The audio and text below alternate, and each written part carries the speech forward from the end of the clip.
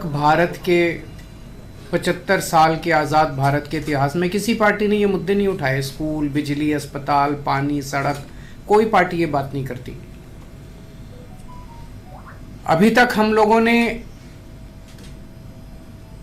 3 किस्म की गारंटी दी है। गारंटी मतलब हम कहते हैं कि हम कोई फर्जी मैनिफेस्टो, फर्जी घोषणा पत्र, फर्जी संकल्प पत्र जारी नहीं कर रहे। हम गारंटी दे रहे हैं कि अगर हम ये ना करें तो अगली बार वोट मत देना, अभी से बोल रहे हैं। तो पहली गारंटी हमने दी बिजली की। बिजली की इसलिए दी क्योंकि बिजली को लेके हम जब गुजरात में घूम रहे हैं, लोग बहुत परेशान हैं। बिजली के बिल बहुत ज़्यादा आ रहे हैं। लोग कह रहे हैं कि अपने बच्चों को पालें कि बिजली के बिल भरें। दिल्ली में हमने बिजली फ्री कर दी। पंजाब में अभी 2 दिन पहले, पिछले हफ्ते 25 लाख परिवारों के पंजाब में जीरो बिजली के बिल आए हैं। जीरो मतलब जीरो, कुछ नहीं आया उसमें।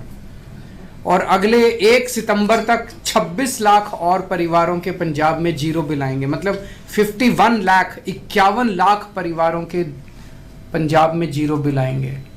दिल्ली में पिछले कई साल से जीरो बिल आ रहे हैं। तो गुजरात में हमारी सरकार बनेगी तो गुजरात के लोगों के भी जीरो बिजली के बिल आया करेंगे। उसके लिए 300 यूनिट तक बिजली फ्री करेंगे।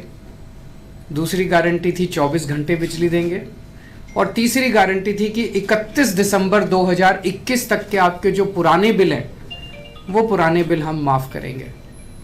ये सबके लिए, चाहे कोई आदिवासी है, SC है, ST है, जनरल है, सबके लिए, सब लोगों को इसका फ़ायदा मिलेगा।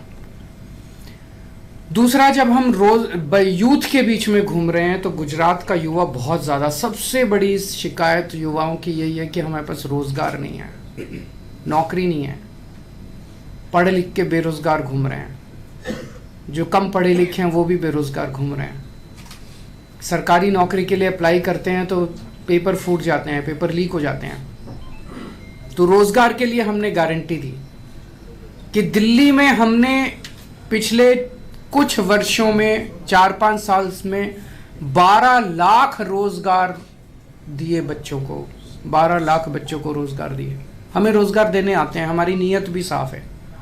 तो जैसे दिल्ली में दिए, वैसे ही यहाँ पे हर बेरोज़गार युवा को अगले 5 साल में गुजरात के हर बेरोज़गार युवा को रोज़गार देंगे।